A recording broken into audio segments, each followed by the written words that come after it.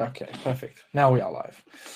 So welcome everybody to another session at TMF Week 2023. We've got an incredible panel today with some amazing speakers. As we get started, we'll allow a few minutes for everybody to fold in. Let us know where you're dialing in from. If there's a specific question that you have for our panelists today, we'll be tackling some really interesting topics, all centered on the future of eTMF. Called The File Frontier, What Will eTMF Look Like in the Future? So please let us know in the live chat where you are dialing in from. And of course, if you have questions throughout, please throw them into the chat or into the Q&A section on the right-hand side. There'll be no polls in today's session, just lots of really great discussion, but we will be reviewing the chat section throughout the session, so you'll be able to ask your questions directly to our amazing speakers. Just as a note to everybody, of course, this session is recorded, so you'll be able to jump back into the session afterwards if you have to leave early or if there are colleagues maybe that were unable to attend. So don't worry if you need to leave a little bit earlier, you'll always still have access to the content. With that, I'll hand it over to Paul Fenton, Montreal's CEO and, of course, moderator for today's session. And I will be jumping back in a little bit. Paul, over to you. Great, thank you, Oliver. And this is my second session of the day at TMF Week, and it's been great so far. A lot of people, a lot of interest, a lot of engagement, a lot of questions in my last session. And I'm sure that this session is not going to be any different with the lineup that we have of excellent speakers today. So just a quick introduction of myself. So as Oliver said, I'm CEO of Montreal, Paul Fenton. Background has always been in clinical technology and standardization, and very happy to be here hosting the session today with Claire, Francisca, and Nissi. And I'm going to ask my co-panelists now to introduce themselves. So over to you, Claire. Hi, everybody. Thanks for joining today. My name is Claire Schenkel. I'm the Associate Director of eTMF at Relay Therapeutics, which is a pretty small company in the Boston area. I've been in the TMF space for a little over 6 years, spanning everything from paper TMF management through system implementation, process ownership, all that good stuff. So my name is Francisca Dama. I'm Global Head of Clinical for NNIT.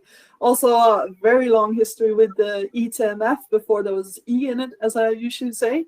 And just been working with Tron Master Files and still have a lot of interesting discussions on that topic, also with our customers today. So very happy to be here today.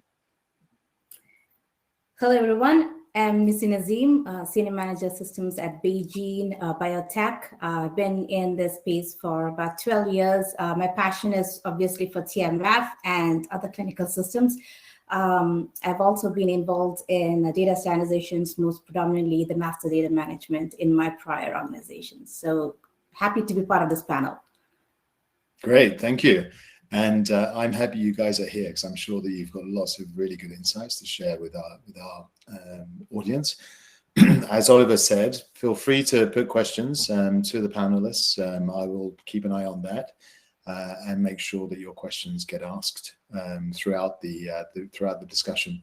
Today, we're going to be covering 4 key areas: remote inspections, automated health checks and analytics, a framework for risk assessment, and then finally AI automation.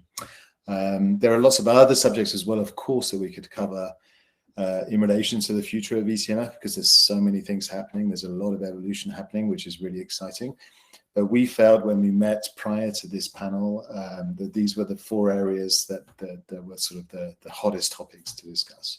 So we're going to dive right in to remote inspections.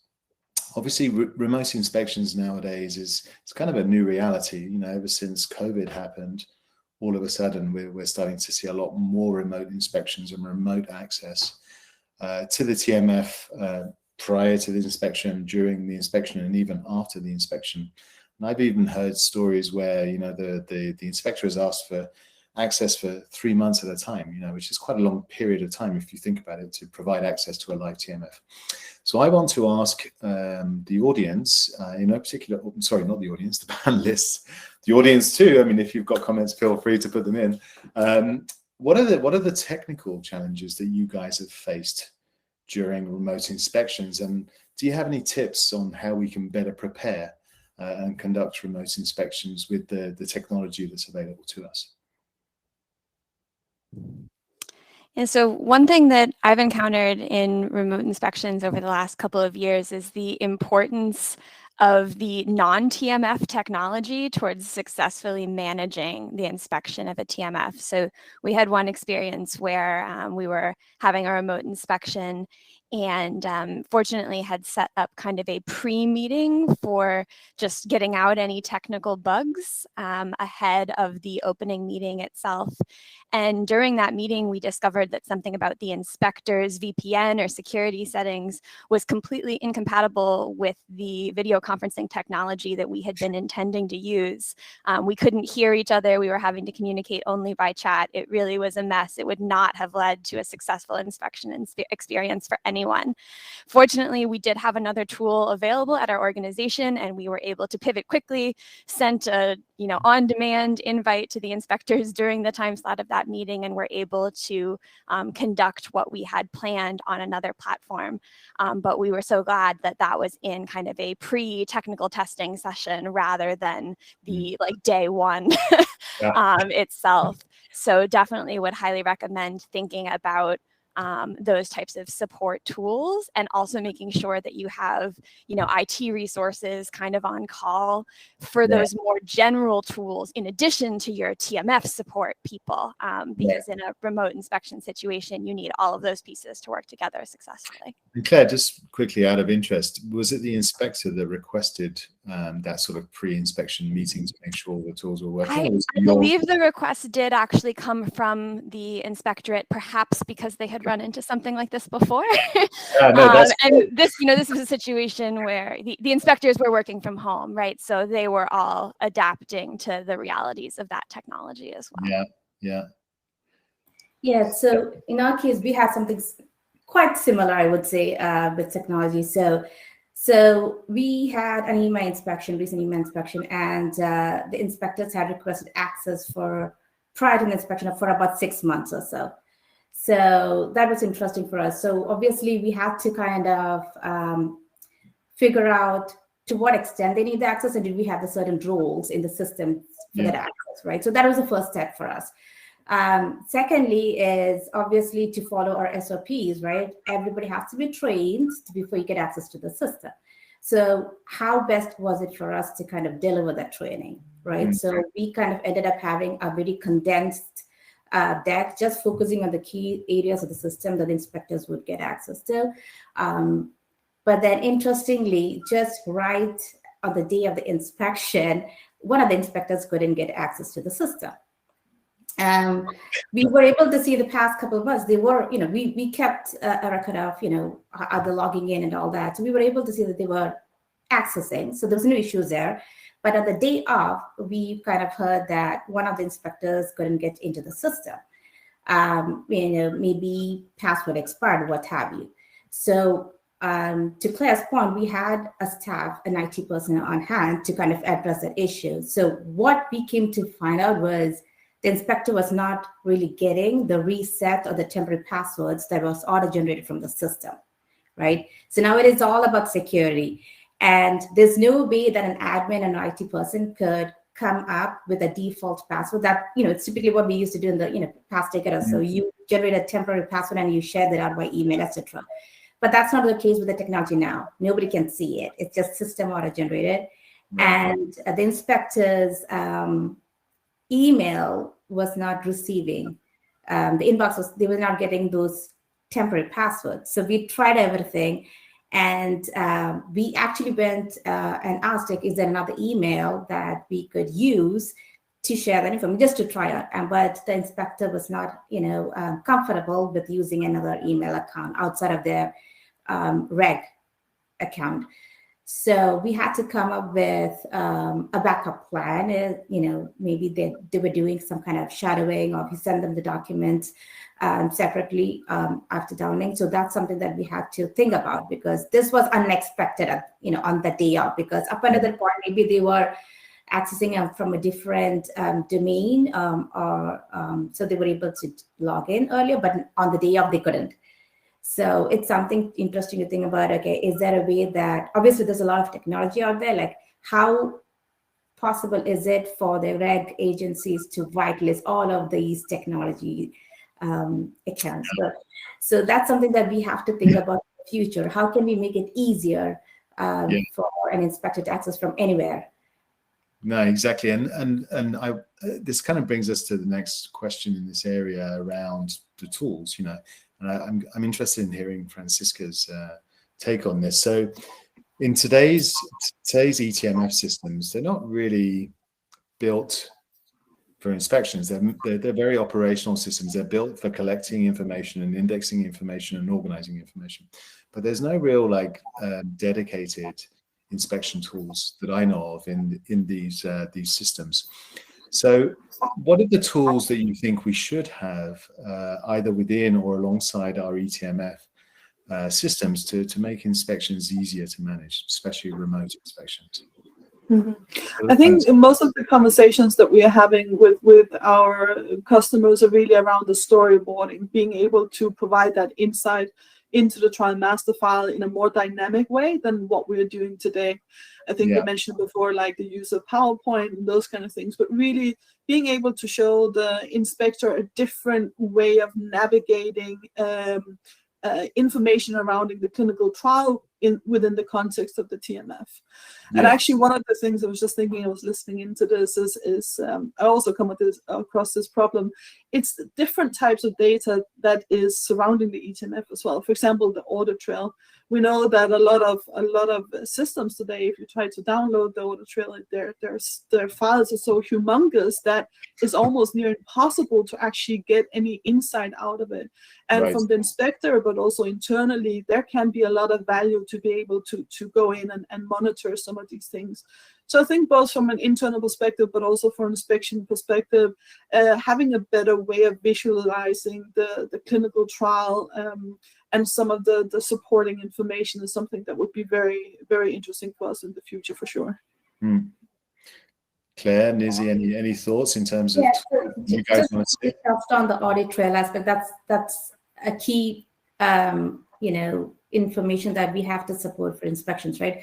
You can get asked, okay, I want to see the timeliness of your study, and your study was running for 5 years, 6 years. How quickly can you turn around that request?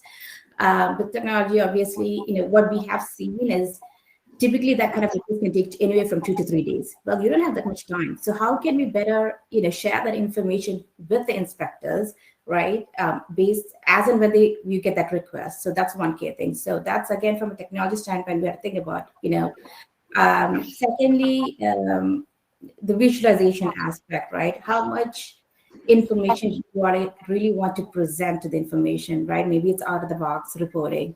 And then coming back to the TMF storyboards as well, is typically what we see as a trend is you start to prepare the storyboard when you're made aware of an inspection. But I think that's something that we should always keep in the top of our mind. As and when you progress with your study, make sure you go back to the storyboard. It could be a PowerPoint. It could, but I would really hope we have a template for it, not necessarily a PowerPoint. Something that's easily digestible, if you will. And how frequently would you update it? Because it's not just about the inspections. I mean, there's a lot of turnover happening within the study itself, right? Your CTAs are changing, your study leads are changing, right? Especially if the study is that long. So when you have that kind of transition happening, it's always, equally important to make sure that your storyboard is up to date. Yes, it will help you prepare for the inspections, but also it's helping, making sure that everyone who's part of the study knows exactly what's happening in the study. It's those are some of the tools, if you will. I would say it's important for us to consider future TMF. And I think the storyboard thing is super important, and what we should be doing is, I agree with you, Nizzy, like they should be built throughout the study. Like, it's not just in preparation for an inspection. Exactly. They can actually be really useful tools for the clinical team as well to understand what's going on. But also, we should be linking all of the information that we have in the system to those storyboards. So all of the artifacts, and we've got notes of files, audit trail information, query information. So all these things, They kind of help us tell the story. It should all be linked together. Absolutely.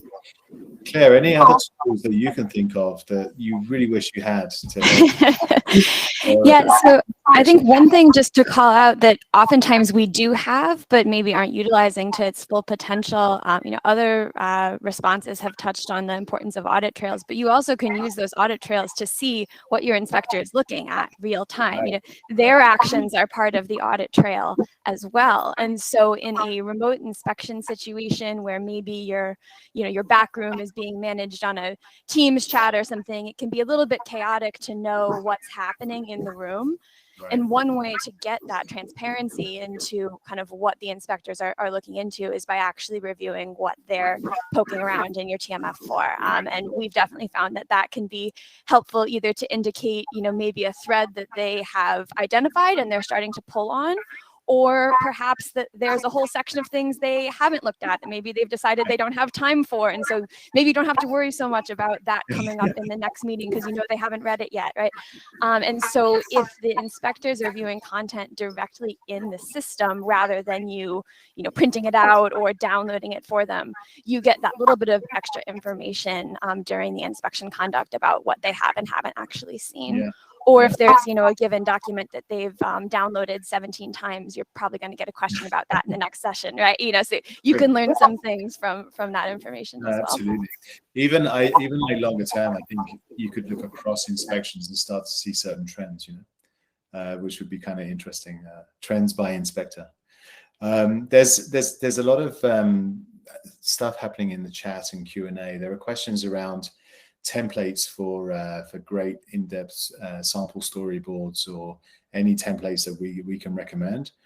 I don't know of any sort of publicly published templates. I'm sure that everyone sort of has their own internal, but I know that this is something that the reference model is discussing at the moment, coming up with sort of guidance and templates around this kind of thing. So maybe this is a project for them. It's something that we could maybe put to them. I'm going to move on because we've got 3 other subjects that we need to tackle today, and time is moving on. So the next thing I want to talk about is health checks and automated health checks and analytics. So the first question I want to put to the audience, why do I keep saying audience? I apologize, the panel, is how do you perform health checks today, and what kind of reporting do you use or produce when you're doing those health checks? And then when you're doing it, what are the challenges that you're seeing, and how could systems maybe help you perform those health checks? Who wants to go first? So for me, currently, I'm at a very small organization, and so our health checks right now are very manual. One thing that we have tried to streamline quite a bit is just being able to kind of break down responsibility by function or by organization. For us, that's something that still lives in the realm of Excel filters, but in the longer term, would love to be bringing that into more of a system-based solution. Yeah. How about you, Nizzy, at Beijing? Got quite a few systems running, right? So we have rolled out CTQs, which are completeness, timeliness, quality dashboards. Although Beijing had great technology in place, but we didn't really have like a robust process. It's when our team came together last year. That's when we slowly started transforming the way that we look at the TMF across Beijing. So the first thing that we did obviously was to come up with the CTQ, convenience, timeliness, quality dashboards. One thing we found as part of putting that together is the data discrepancies we had within the system. So obviously we have to go back and take a look at what exactly is the data telling us, and is it accurate or not. So that's something that we're trying to address right now with our optimization projects. Additionally, completeness, it's not the, when we talk about completeness, the way that some teams say, okay, if I'm expecting 1 and I have a document that's already filed, I'm complete. But we have to kind of give them a different perspective. That's not exactly what completeness stands. You have to also take a look at what are you really expecting for that, let's say the artifact, how many documents you're really missing, right? So that's the way that you have to look into for the completeness. And then quality again, right? So what exactly are the things that we have to look at when we talk about quality, your typical ALCOA, your functional reviews. So we have started rolling out, all of these dashboards. We have come up with certain KPIs as well to kind of supplement the CTQs. So, how much are you doing in terms of your quarterly reviews, right? Where are you lagging behind? Which zones you're lagging behind? What does your timeliness look like? We've even been getting questions like, I'm sorry, my timeliness is not that great in the past year or so because we didn't have enough support. We're like, okay, that's, but how are you trending now, right? So that's how we should kind of approach it. Is people, when they start seeing the data come up in reports, people start to panic. And then how can you fix it? Right? How can you fix the timeliness? Well, that's not something you can do. So we would have to kind of take like a proactive approach where, okay, that's okay, yes, this is what, but how can we make it better? And kind of give them those guidance as to, what are the key areas that you look at. For example, like I said, things that are missing, go ahead and proactively put in a placeholder. Timeliness, don't sit on documents. As soon as you receive them, upload them, right? Conduct your QCs based on your TMF plan. So if you have mentioned it's quarterly or 6 months, that's how you should do it. So we are kind of consistently guiding the study teams to take a look, and obviously the CTQs, the dashboards that we have, will help them as well. So that's where we are right now. Yeah, I'm curious. Oh, sorry. Yeah, no, go for it, Francisca. No, I was just curious because we kind of, I think most organizations has completeness as the biggest issue. We find it to be inaccurate and so forth.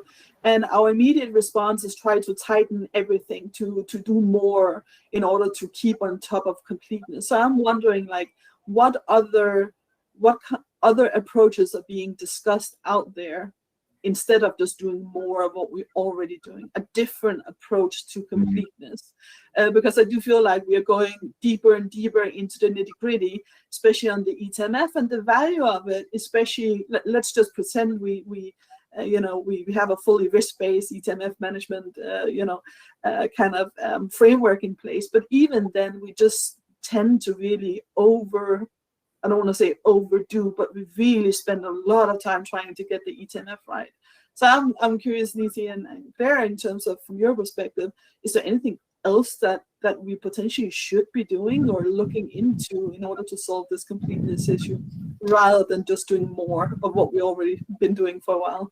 Yeah, so I think for me, this comes back to a theme we touched on already of really ensuring that you've represented the story of the study and framing the importance of completeness that way when you're trying to get whoever your pool of contributors are for a given study to file what needs to be filed. I always really try to frame it as, from their perspective as somebody who participated as a subject matter expert in a particular area.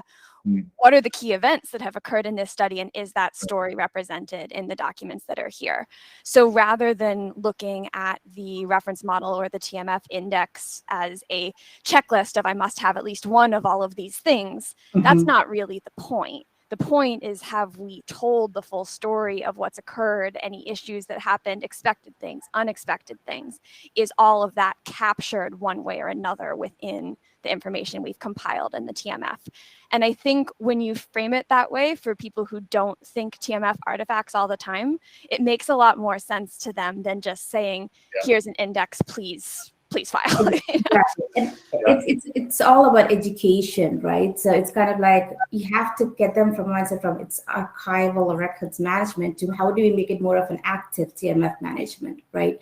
So that's what we've been doing right now as part of our transformation projects that we're on. We actually got TMF management to be one of our corporate goals.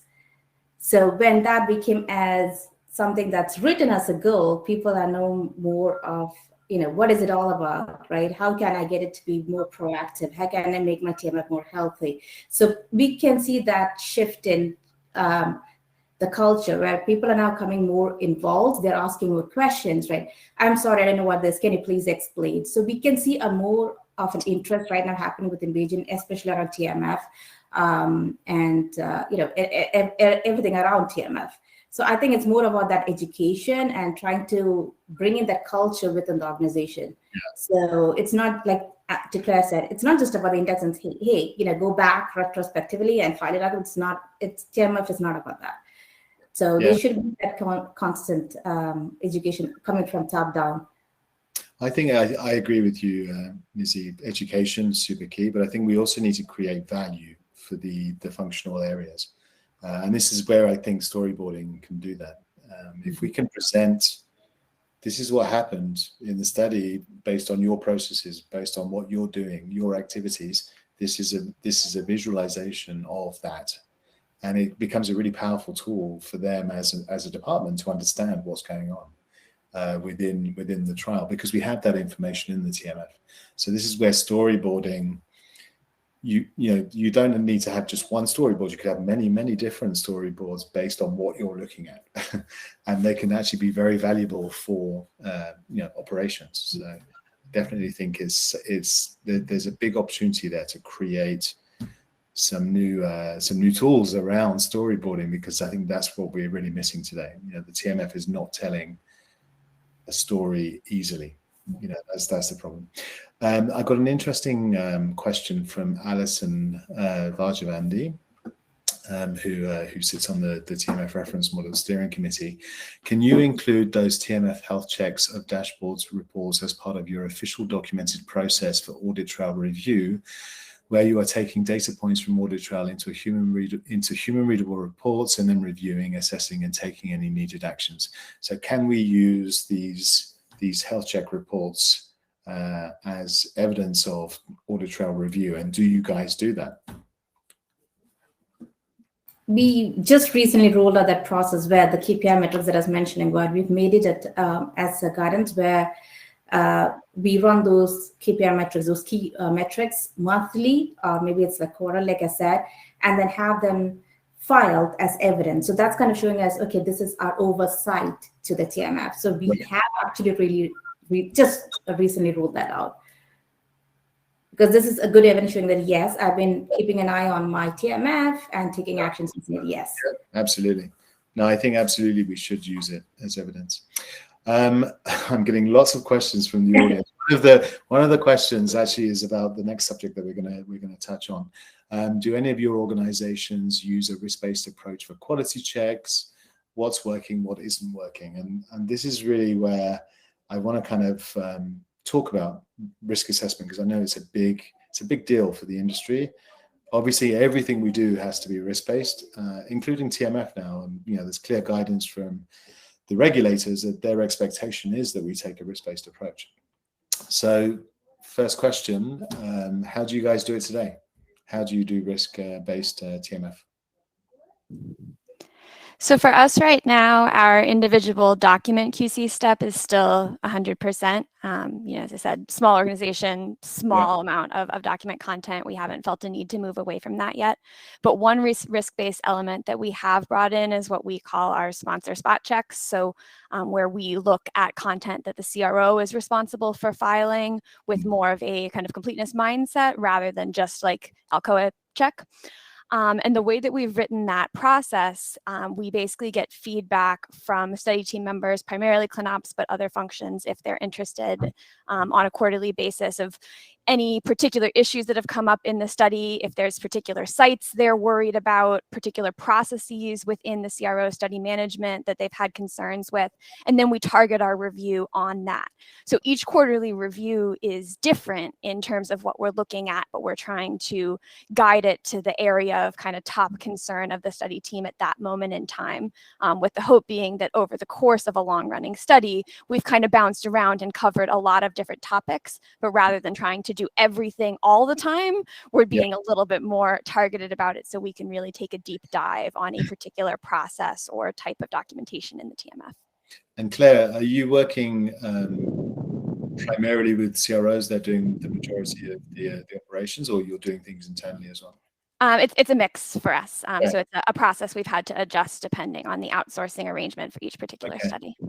And so this risk-based approach that you're taking, obviously you're focusing on CRO activities, which is great. Obviously you have to provide oversight. But have you also considered maybe doing that for some of the things you're managing internally as well? And also, where do you document this approach? Yeah, which document?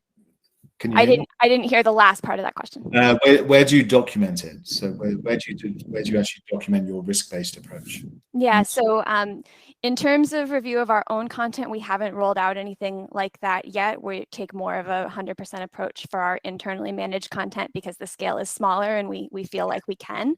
Okay. And then as far as how we document it, we have a QC form as part of our process where we explain how the scope of that particular review was established and then what we looked at, what we found, and how it was resolved.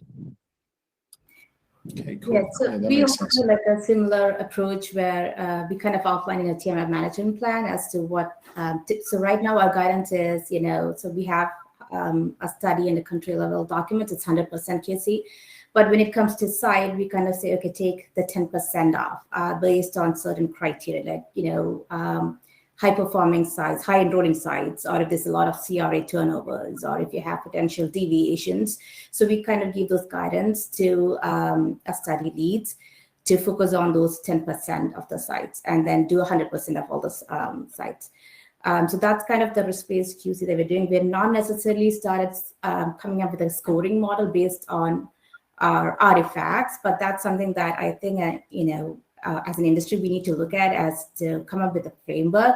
So what does the minimum risk approach look like? How much can be absorbed, right? So I think it would be really helpful to get that, because right now every organization is doing on their own.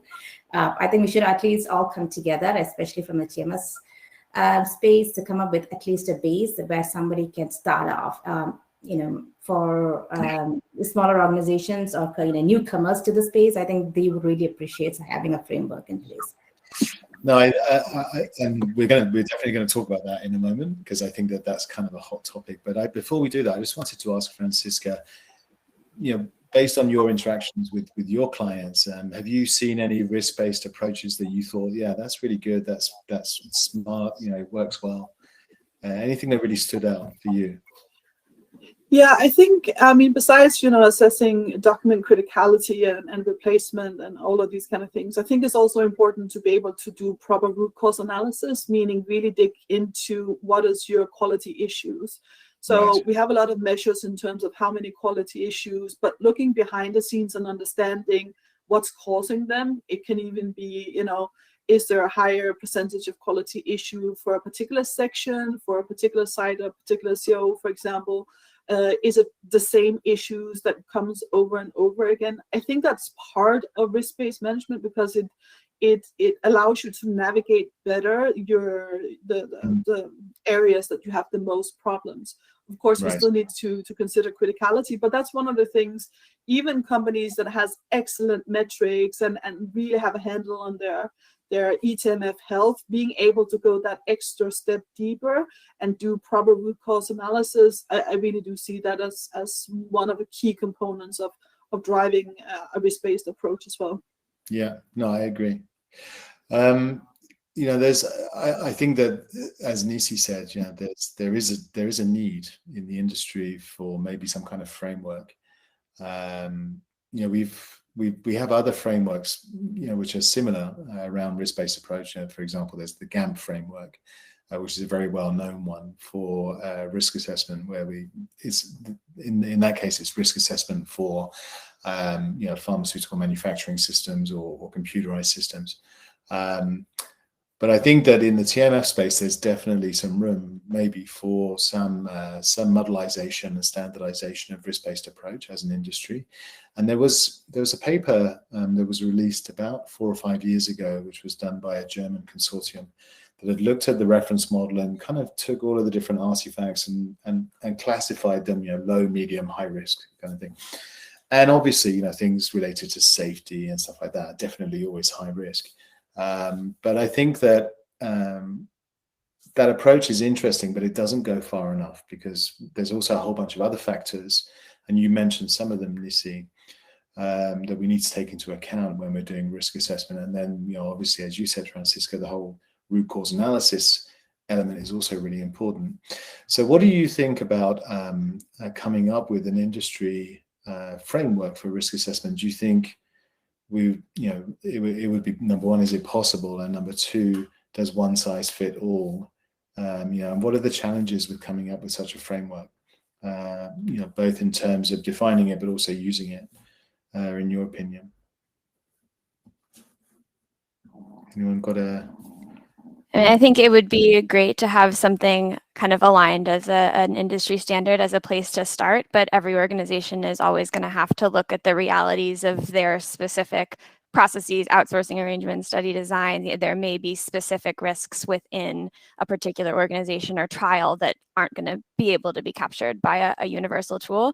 But that said, I think, even like I said, coming from a very small organization, having something to pull as a place to start, I think would be a huge value to the industry as a whole. Yeah. I agree. And that's the whole benefit of having a standard or a framework, right? You have a starting point, a guiding point to start out with, that you have the fundamental. Obviously, with Claire, like you said, the study design, even therapeutic areas, right? So there could be things that would have to be adjusted, but that's how we understood, right? Yeah. So I think I would say it's really important for the industry to come together. I wouldn't say it's not possible. Anything is possible, as long as we have a good representation, and then we have all the buy-ins, and we hear across the board, right, what is really needed, and come up with a frame, let's call it version 1 of the framework, and then we go from there. Yeah. I think it's really important. I think based on all the questions that are coming in, the comments that are coming, I think everybody has recognized the need to have such a standard. Yeah. But even also for smaller organizations, if you don't necessarily have the experience or resources, a standardized framework is a good starting point. And it also allows you to introduce certain topics that you might not typically get to when you're a little bit earlier in your maturity, right? So it's typically a good thing to be able to supplement your internal processes with the standard as well. And I think it's also, obviously, I come from the software vendor side of things, and for software vendors too, I think it would be useful to have a framework, because obviously our clients need risk management tools, and they need to be really integrated in our eTMF systems. But it's kind of difficult to put in place those tools without a framework, because it's, how do you implement it? What do you implement? And so that's where I think also, for the software vendors, it would be really useful, because we can say, well, we've implemented the risk framework version 1 or whatever it is. And then, of course, also, when we do that, we also need to think about flexibility and stuff like that. So the framework hopefully would be flexible enough for us to be able to provide this, fairly comprehensive tool set that can be expanded or reduced as necessary, based on the context of the study, who's involved, how many systems, and what are we actually focused on from a risk standpoint and from a risk strategy standpoint. So definitely, I think it's a really important area, and I'm pretty sure that as an industry, we're going to start looking at this fairly quickly, and I think it's a good candidate as well for the reference model. That's the kind of thing that the reference model community could put together. So yeah, let's watch that space. So we've got a few more minutes left, and there's one subject that I really want to touch on, because I think it's if anybody talks about the future of technology in TMF, they're probably going to say, well, it's AI, right? And everyone's talking about AI, so we need to talk about AI. So very quickly, are you guys using AI today in your eTMF or your TMF environment? And if so, how are you using it, and how successful has it been? Has it worked well or not? Anyone using it? We have not really started using the AI tool that we have. Like I said, we've just gone through a transformation optimization project, so we don't have that many, let's say, the documents in place to kind of start rolling out our AI. But the first thing that we probably would look to do to use a tool is for indexing, right? To how that's basically where you start out from, indexing. Yeah. Yeah. And so you're in a similar kind of space, Claire. I imagine that you guys haven't rolled out yet, but you probably think. Yeah, not yet. Maybe someday. But for now, I think we're operating at a scale where we don't have, as Nisi said, like enough kind of training data basically to train a model and be able to trust it going forward. See, that's the tricky thing, is the training data.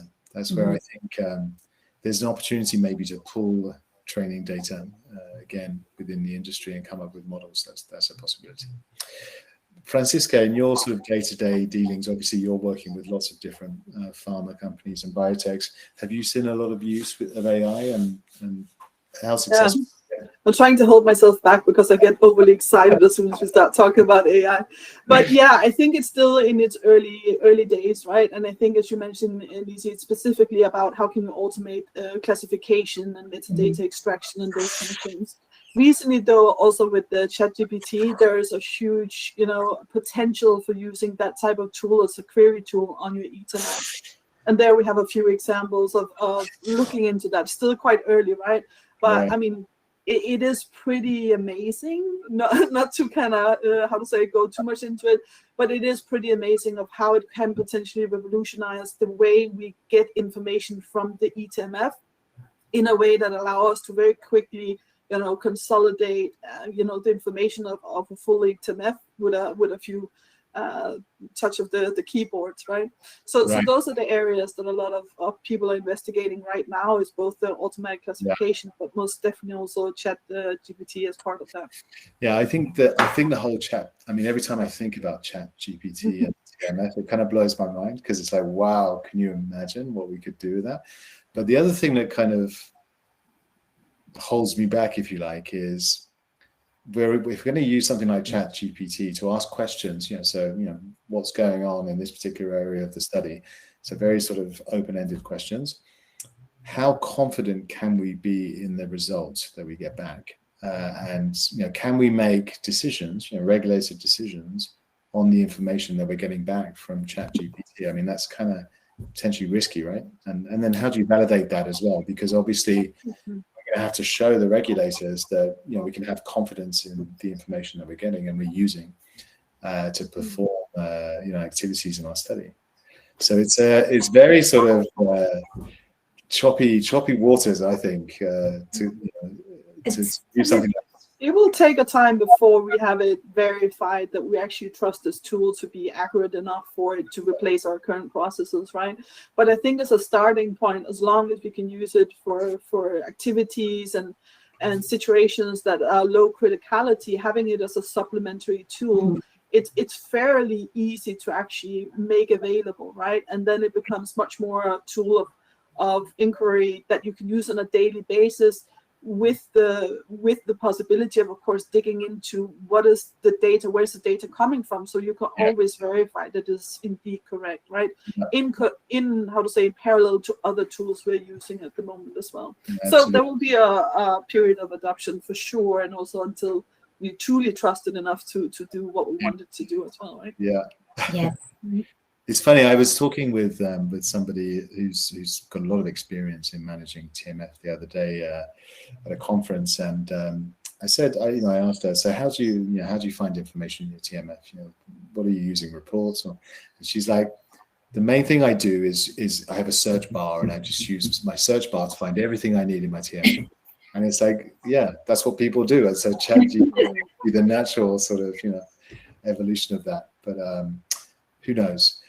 Guys, unfortunately, I mean, I would love to spend the rest of the day chatting with you, because you've got some great insights, but we're kind of coming to the end of our session. So I'm going to have to draw it to a close. Thank you to the audience for asking so many questions, and unfortunately, we didn't get to all of them.